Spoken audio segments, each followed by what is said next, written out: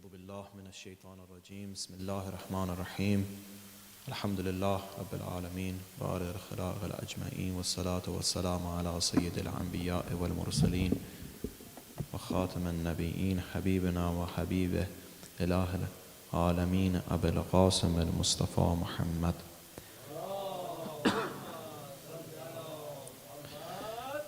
وعلى طيبين طاهرين معصومين ولا سيما بقية الله في الأرضين ولأن دائم على أعدائهم أجمعين إلى يوم الدين. Assalamu alaikum to the brothers and sisters. We have come to the last night. May Allah, inshallah, have accepted your prayers, your fasting. And as you saw, it was a blink of an eye how fast we got to the last lecture. And before you know it will be the night before Eid, and before you know it will be the next Muharram, the coming Muharram, and then the next Ramadan, and so on and so forth. Life flashes before your eyes. The hair on your head becomes white, the hair on your beard becomes white, and before you know it, the opportunities that Allah subhanahu wa ta'ala has given us fades away. Whether it is youth, whether it is in your midlife, whether it is towards the end. These opportunities leave. Time is no one's friend, brothers and sisters. Time is something that is the master of all, apart from one, which is Allah Azza wa Jal. Everyone is going, we're all going to the same place, but how we go to that place is different. We all go in a different way. Inshallah, we can go the way that Abu Abdullah did. Inshallah, we can all, when we reach the true ma'bud, the true beloved that we have, the person, the thing, the being that we're saying we love more than all, which is Allah, we go to Him with hands full. These hands full of good deeds comes with these nights. Let's not say that, okay, tomorrow was the last night was the last night of Qadr, so now I don't need to do anything. If you want to see truly that that night of Qadr was of use and that night of Qadr actually did something, you are supposed to see the changes from now till the Eid al-Fitr and onwards.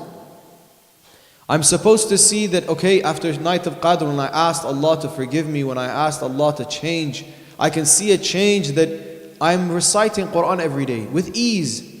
I'm not forcing myself to read Quran. When I was speaking to one of the ulama in Qawm, he said, it is, if you want to truly test yourself, you want to test your heart.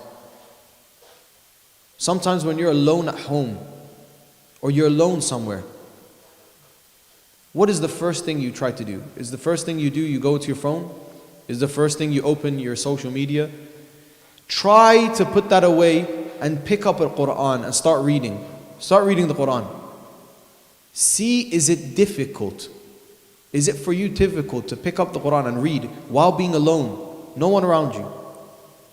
And when you read, what do you feel? Do you feel alone? Do you feel like you need to put this Quran down and you need to go to, I don't know, see some friends or family members and so on and so forth? Or no?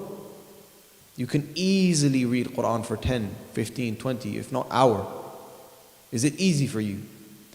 Or do you feel that, no, I'm just reading it so I finished the 20 pages. I read it so I finish the juz.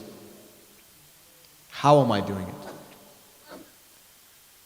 There's some signs, brothers and sisters, where we can truly see the true colors, our true colors. How do I do ibadat in the masjid?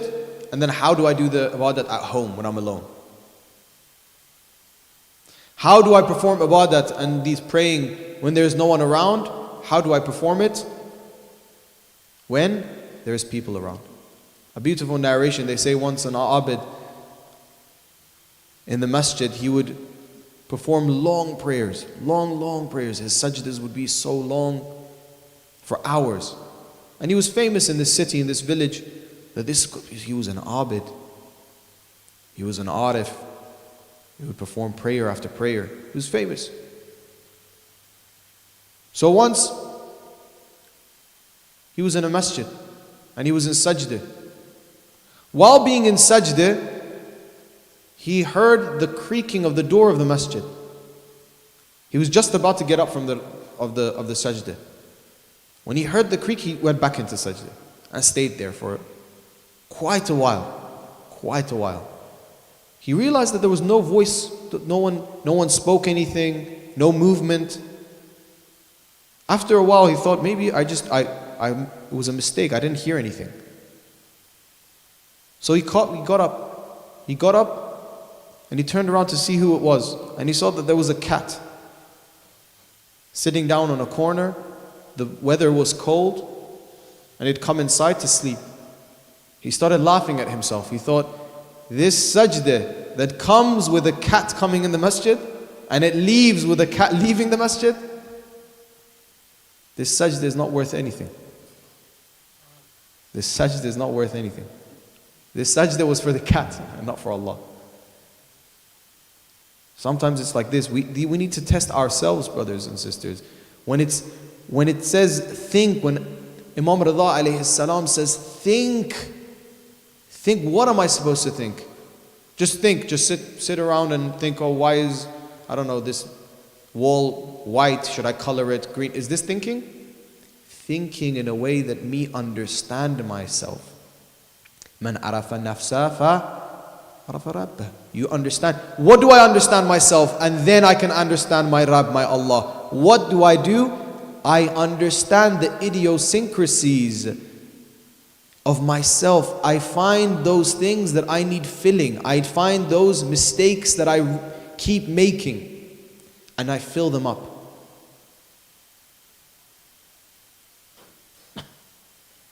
Someone says something to me, I get extremely angry. After you go back home, sit down, think, why did you get so angry? Is what this person said because they said something, for example, bad about religion?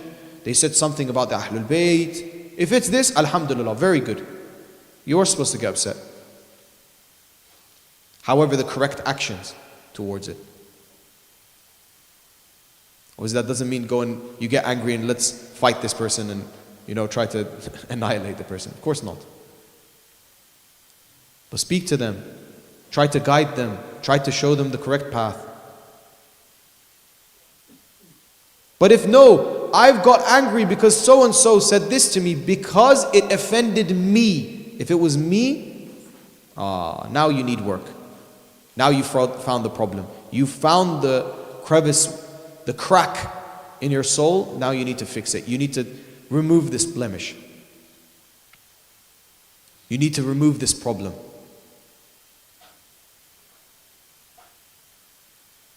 It's not done yet. We're not finished, brothers and sisters. Let's not forget, just because it's the last lecture or this is the last time we're gathering, or if it is or if it isn't, I forget Ramadan until the end.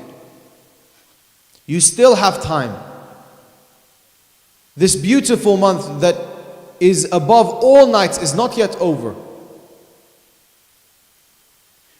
The seriousness of what you asked for from Allah in the night of Qadr, now you are supposed to show that you were serious. It wasn't just words, it was action. Show Allah that, no, Allah, when I asked you that I want change, I'm taking a step.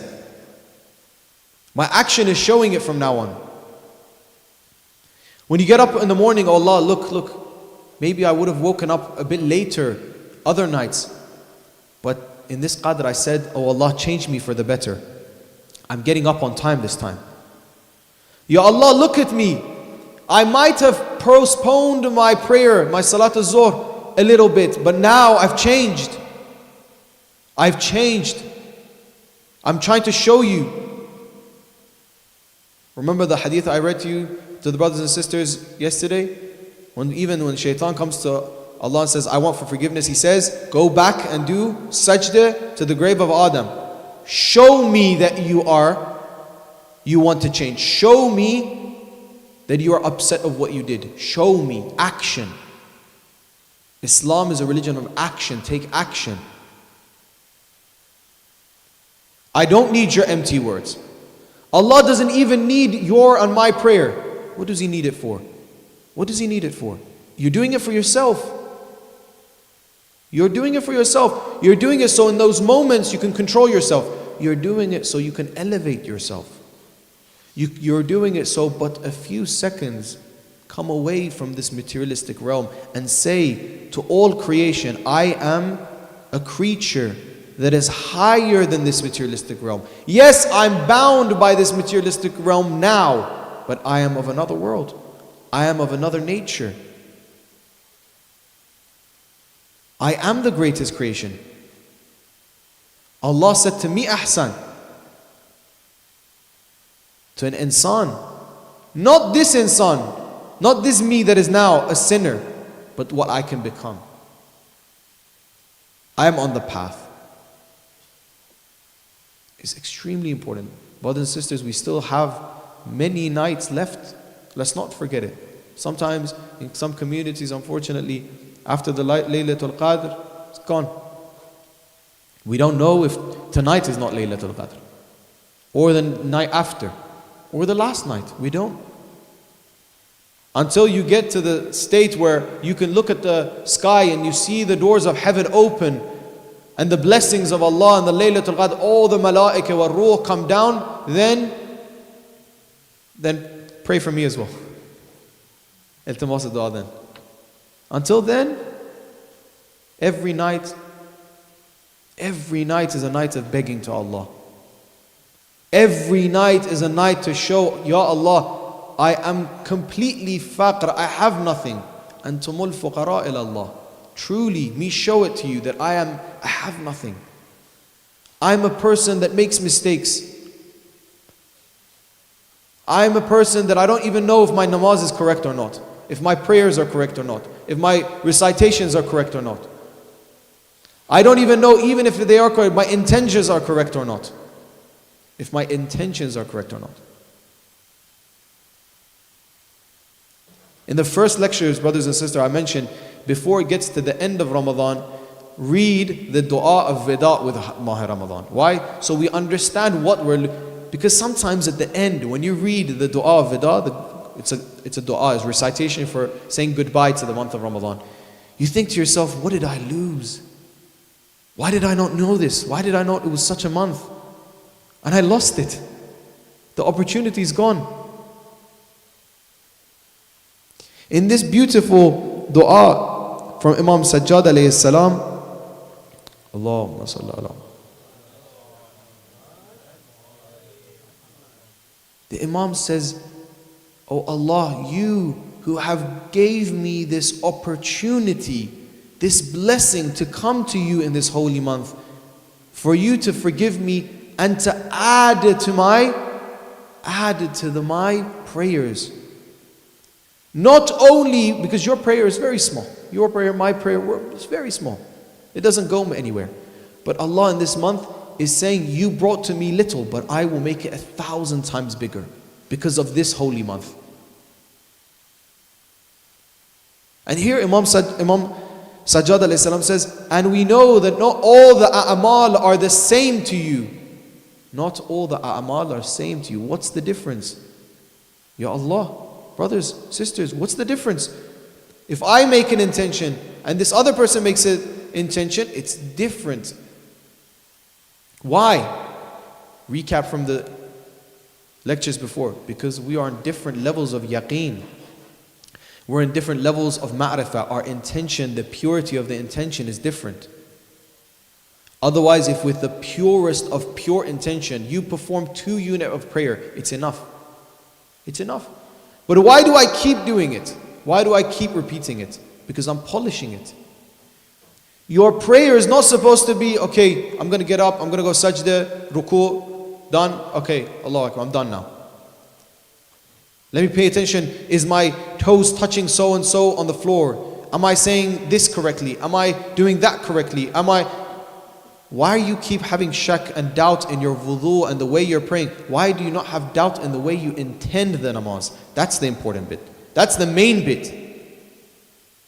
As you know, even in fiqh, if your intention is not for Allah, the namaz is batil. Doesn't even count.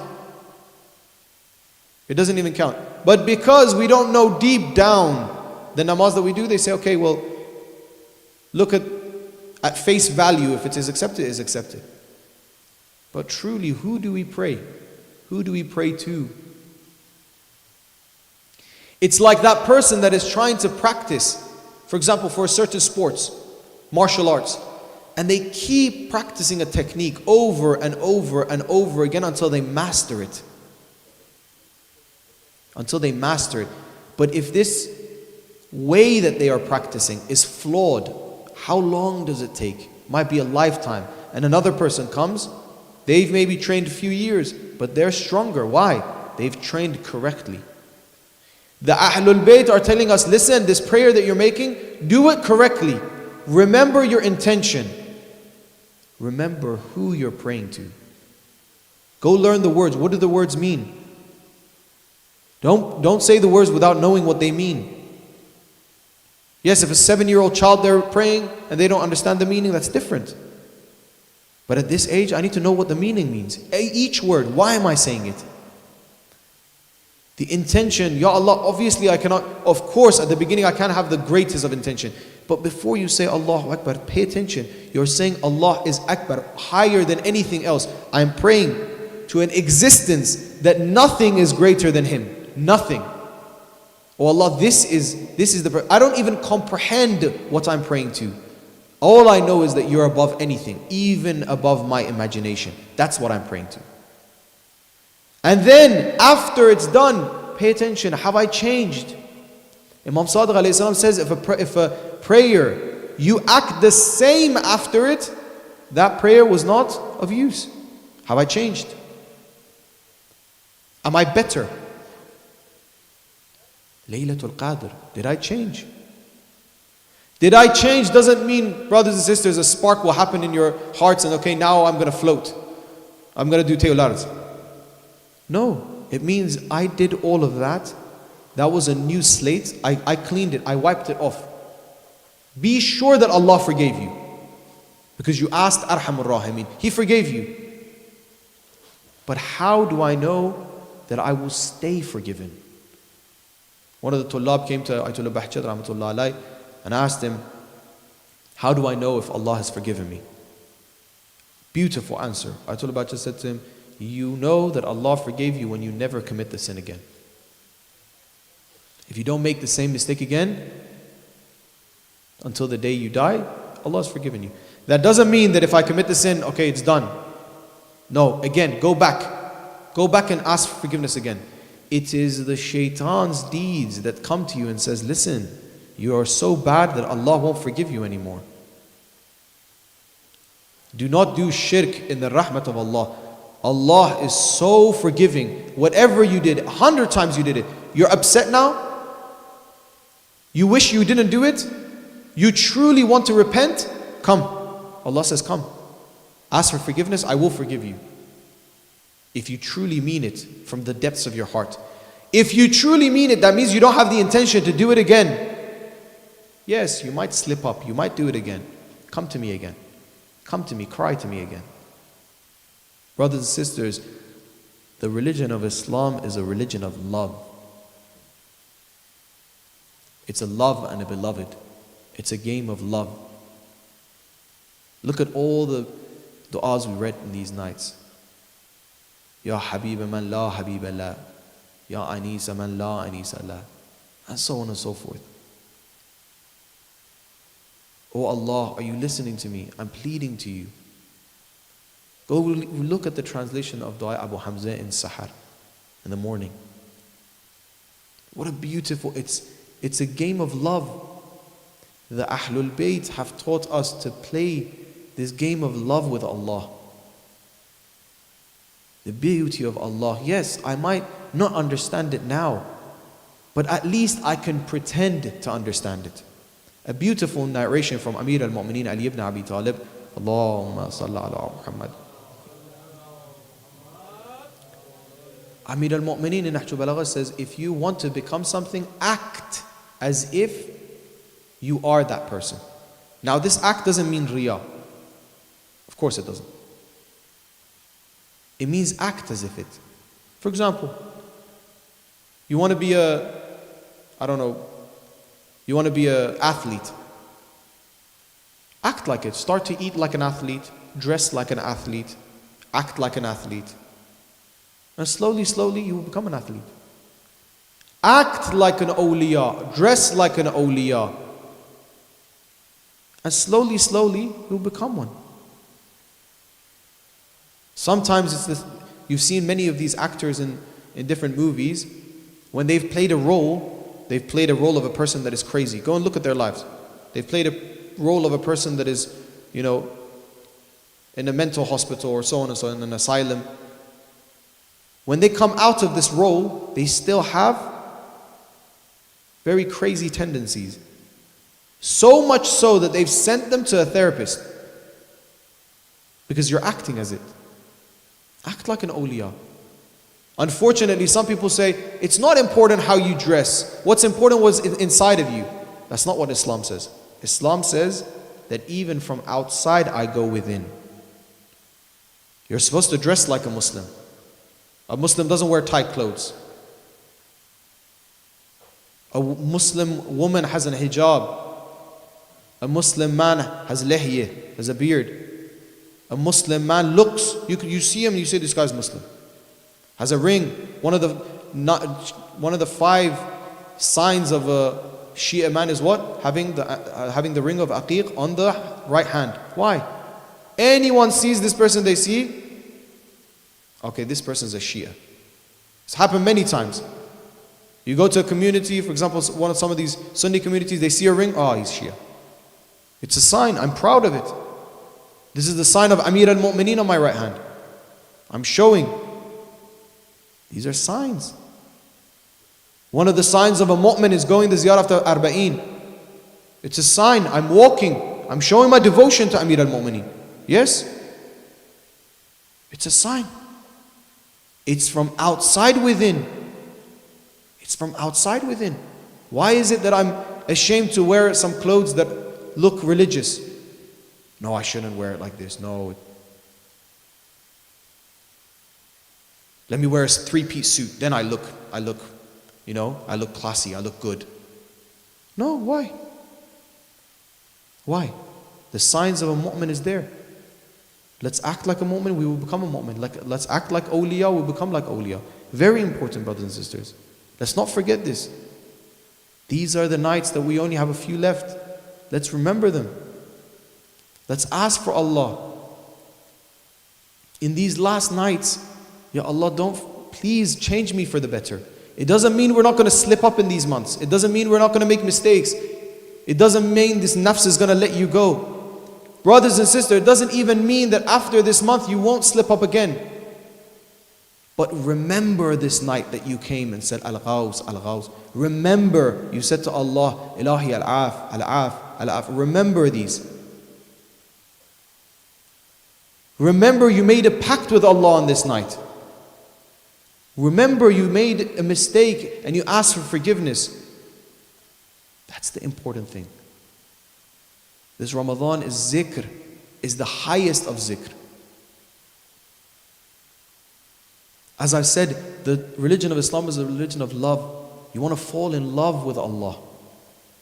But for you to reach there, you need to fall in love with Ahlul Bayt. And after understanding them and for them to bring their love into your heart, you will become in love with Allah truly. There's a beautiful book, Pastarana Harima Ishq, that has one of the ulama wrote stories about the awliya. And there's many different stories about different awliya that have lived from the time of Rasulullah all the way to our times, contemporary times. And there's a woman within these awliya, because the person that wanted to write it, they wrote, there's some women in them that have been awliya of Allah, have been very spiritual individuals and men. There was one woman, and the question that arose was, who is awliya of Allah? How can we know when we become the awliya of Allah? How can we know? One man got up and said, I know how you can become awliya of Allah. You become awliya of Allah when trouble comes to your way. Because there's a hadith, I've read a hadith that says a mu'min has a lot of troubles. Allah sends a lot of troubles to a mu'min. So He loves you, He sends you troubles. This hadith is correct. And in our lives, a lot of problems come. Let us not believe that, oh, just because I have problems in my life, that means I've done something bad and I'm bad. And yes, sometimes I make sins. This brings some problems in my life. Yes, but that doesn't mean every single problem in my life is because I've done something bad. Sometimes problems come into your life. Why? To test you. To test you. For you to remember, if always everything is good in your life, sometimes you forget Allah. A little bit of problem comes in, Allah's trying to reel you in. It's a fishing game. Reel you in, bring you back. Remember me. This is good, but this is not awliya. So the next person says, that's not of awliya. Awliya is a person that, yes, problem comes, but they also have sabr wa ta'ah. So when the problems come, they have sabr. They can also withstand it. They turn to Allah. This is also true. This is also very true. When problems come to me, in the Quran it said many times, was-sabr was-salah. First, have sabr. Then pray. Pray why? So you can hold this sabr until this problem is resolved. In the brackets I want to mention, it doesn't mean just wait and do nothing. No. Go try to fix the problem. Take action. Sabr means don't do anything out of the ordinary. Wait. Have patience. Take the correct action. Don't be irrational. Don't be rash in taking your decisions. Ask for advice. Calm down a bit. Even if you have to wait a little bit. Find the correct solution. Pray. Sabr wa salah. Pray. Pray to Allah. And this is correct, but it's still not the awliya. So the second man gets up and says, no, it's a rida, it's being radi, not just having sabr, but also there's a meaning in rida. It doesn't just mean, oh, I'm just happy with it. Sorry, it's not just that, okay, Allah sent me, I'm content with it, but I'm happy with it. Wait, what? I'm happy? Allah sent me problems and I'm happy that Allah sent me problems? Yes. Now we're getting to the realms of love. Because Allah, my beloved, has sent me a problem, even though it is a problem, but it's from Him who I love. I love it. I'm completely radi. I'm happy with it. Because it comes from Him. Even a sour melon is tasty when it comes from the beloved. Even a sour fruit, even a bitter fruit is tasty when it comes from someone you love. And this is also correct, but it's still not awliya. Why? Because none of these three men, they were awliya themselves.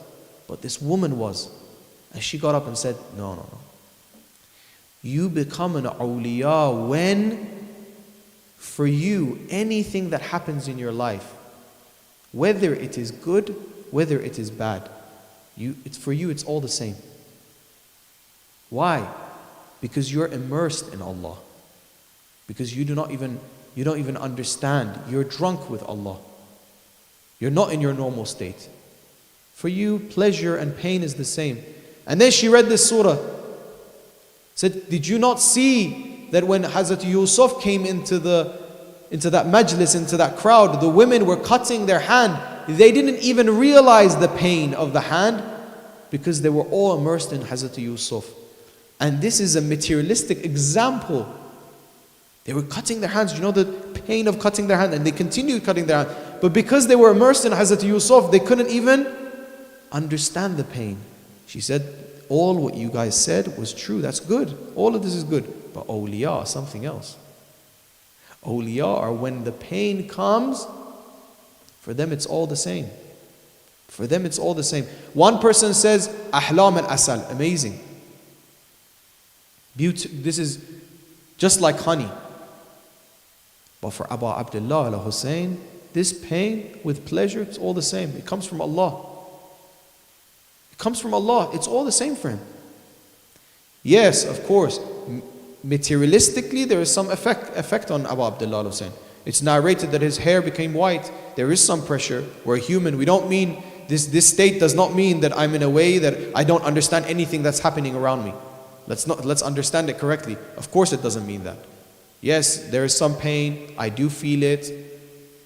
And these levels have height. Sometimes you're in the height of, for example, ibadat, you're enjoying it. But then others, yes, you feel pain. Amir al-Mu'mineen didn't feel pain? Of course he did. But when he was in supplication, when he was in sajda to Allah Azza wa Jal, he didn't notice the arrow being taken out of his foot. This is awliya. This is awliya. Don't even understand pain. Pain and pleasure is the same. Pain and pleasure is the same for them. Now this is, of course, very high levels. So why am I saying it? I'm saying it because it's an incentive for us to try to reach to that level. Brothers and sisters, if it couldn't happen, if you think, oh, there's no way of me reaching those levels, then why did the Ma'soomeen tell us to go towards that path? If I cannot reach Maqam Mahmud, why is Imam al-Sadiq alayhi salam telling me in Ziyarat Ashura to pray for Maqam Mahmud lakum inda Allah? Why? If I can't reach these things, then why is there ways of me reaching it? So you can.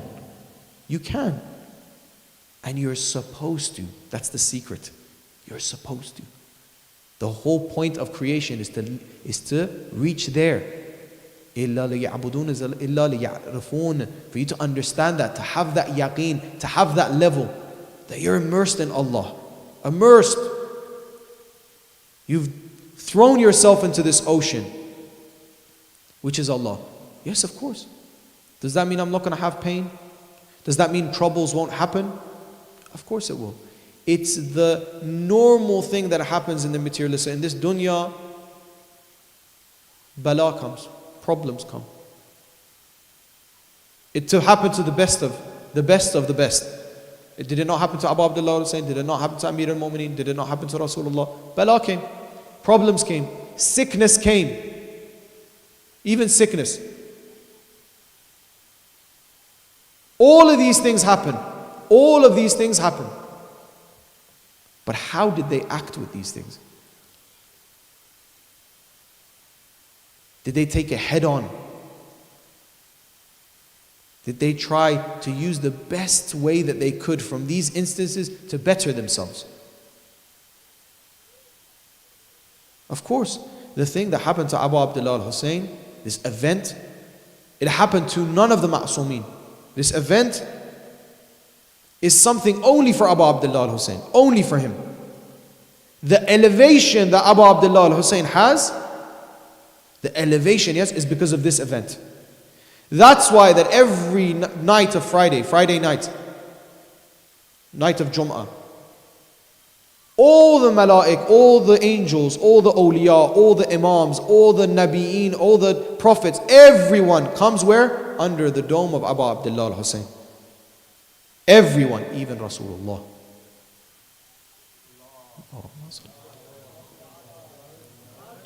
Sallallahu alayhi wa sallam. Even Rasulullah comes there. And in this event, how much trouble and how much musibah was in this event. More than anyone can endure and more than anyone that will endure. No one will take that much pain.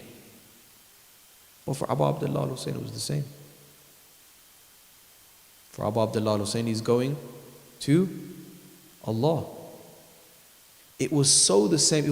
It didn't make much of a difference for him that he said, this is the last night. Let's push it one more night. Let me read the Quran. You know the narration.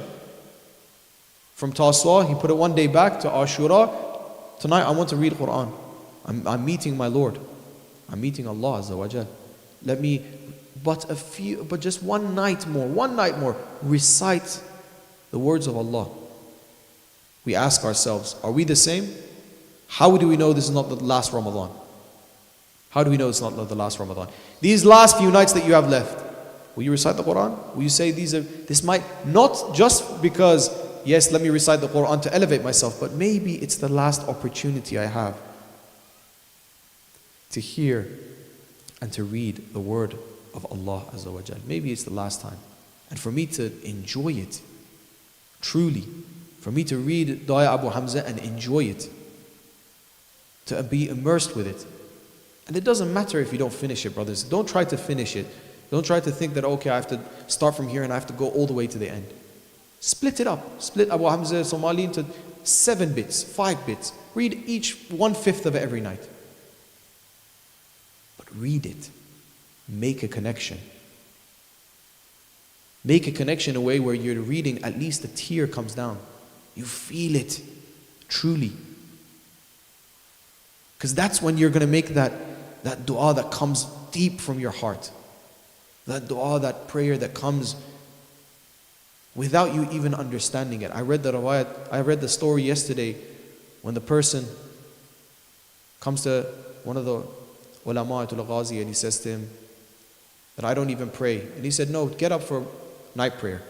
In that moment, when he got up and he went to perform wudu, to pray, what did he think? He didn't say that I'm doing anything big. He didn't even feel like I'm doing something important. He first said, Ya Allah, my voice is unfamiliar to the malaik, to the angels. Ya Allah, there's many that get up in this night and their voice is familiar. The angels say, oh, we know so and so. They come every night. My voice is new. I've come late, but Allah, I've come nonetheless. Ya Allah, maybe I've lost the month of Rajab. Maybe I've lost the month of Sha'ban. Maybe I've lost all the year. Maybe even I've lost all of these nights before, because I don't know, even if I did perform, it was accepted. But I've come here nonetheless. I'm still asking you, Ya Allah, these few nights that I do have left, if you haven't forgave me until now, please forgive me from now on. This beautiful hadith from Imam Sajjad, that is also a dua vida, because there's many dua vida with Shahr Ramadan, that Imam says, Ya Allah, do not let me see the crescent moon, the new moon of Shawwal without you forgiving me. Without you forgiving me. Without you changing me for the better. Without you changing me for the better. That's all we have. That's all we have in this world, to change ourselves. The only thing that we're going to take with us is qalb as-salim. Allah bi qalb as-salim. That heart that is pure we'll be able to take with ourselves to the next life, and nothing else. We have nothing else to take with us to the next life. So inshallah, all of us can use but the few nights that we have left in this Shahr Ramadan. And brothers and sisters, before I take my leave, I wanted to say thank you for having me, and inshallah, if any shortcomings, mistakes have been from my side, I truly ask for your forgiveness. And please do pray for me in these last nights that are left. But remember me in your du'as. And inshallah, that we've all been able to use from the words of the Ahlul Bayt, and all we've said is from the words of the Ahlul Bayt and the awliya. Inshallah, this is not our last Shahr Ramadan, and we have more opportunities to go to the door of Allah and the Ahlul Bayt and ask for forgiveness and change. And inshallah, all of us will be the closest companions of Hazrat Hujjat, and that all of us can be the closest his companions and his soldiers, because we are in the end times. We've seen this. You can just take a quick look at the news and you can see that it's very close. It's within our lifetime. And if Imam comes, when Imam comes, not if, when he does come, let's not be ashamed. Let us not be in a way where we cannot look into his eyes. Let it be that we're happy and we say, Ya Imam, take me in within your ummah, and inshallah that all of us, all the problems that we have will be fixed with his coming. So lastly, please do forgive any shortcomings. There's many brothers and sisters that these nights have contacted and said that we have problems, different problems. They're in the hospital, some of their loved ones are in severe economical issues and so on and so forth. So altogether, please, inshallah, with the name of Amir al-Mu'mineen, that this masjid is Masjid Amir al-Mu'mineen, Imam Ali alayhi salam. Altogether, inshallah, because of those 5 individuals under the Qatar, inshallah, that Allah will take away all of their problems and all of the problems of anyone that has in this community. Inshallah, we'll recite Amma Yujib. أمن يجيب مضطر إذا دعا ويكشف السوء أمن يجيب أمن يجيب مضطر إذا دعا ويكشف السوء أمن يجيب مضطر إذا دعا أمن يجيب مضطر إذا دعا ويكشف السوء. Please say salawat on Muhammad wa ala Muhammad.